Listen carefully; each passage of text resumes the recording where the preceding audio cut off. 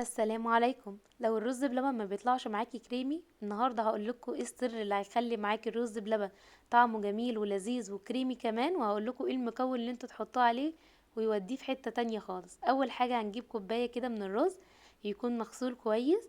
بعد كده هجيب كوباية حطيت فيها 3 معالق كبار من الحليب البودر، وهحط عليه كمان 3 معالق كبار ونص من النشا، بس ما تكونش مليانة قوي. بعد كده بقى هجيب المكون اللي هينقله في حتة تانية خالص، الحليب البخير ده هيخلي طعم الرز بلبن جميل جدا. هنحط منه كوباية على الخليط اللي احنا عملناه دوت، وكمان هحط عليه شوية من الفانيليا، تقدروا تستخدموا فانيليا بودر او فانيليا سايلة زي ما استخدمت. هنقلب كويس جدا الخليط ده لغاية ما يدوب معايا النشا والحليب زي ما انتوا شايفين كده.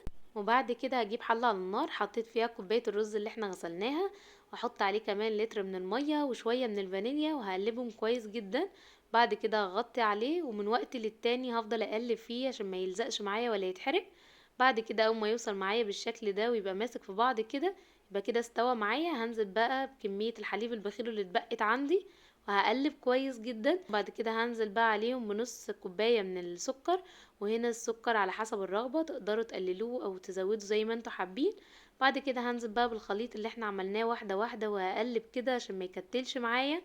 اول ما يوصل معاكم بالشكل دوت كده يبقى خلاص كده معايا جاهز. ما تحاولوش ان انتوا تقلوه عن كده، عشان لو تقل معاكم عن كده هيبقى معاكم كاسترد، مش هيبقى رز بلبن خالص.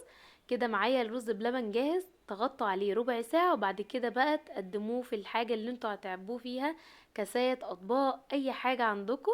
كده معايا الرز بلبن جاهز. بجد كان طعمه تحفة في منتهى الجمال، كريمي جدا. بصوا كان كريمي في منتهى الجمال خالص، وطعمه بجد ما يتوصفش.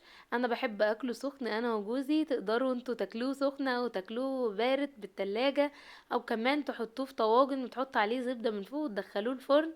بجد بيبقى في حتة تانية خالص. انا هنا زينته بزبيب كده وهحطه بقى في التلاجة وهناكله معاكم تاني يوم. بجد كان طعمه لذيذ جدا. تقدروا لو عجبكم الفيديو تعملوا لايك وشير، ولو اول مرة تشوفوني انا اسمي رحمة. يا رب فيديوهاتي تكون بتعجبكم وتكون سهلة وسريعة عليكم، واشوفكم المرة الجاية على خير بوصفات تانية جديدة وبألف هنا يا رب.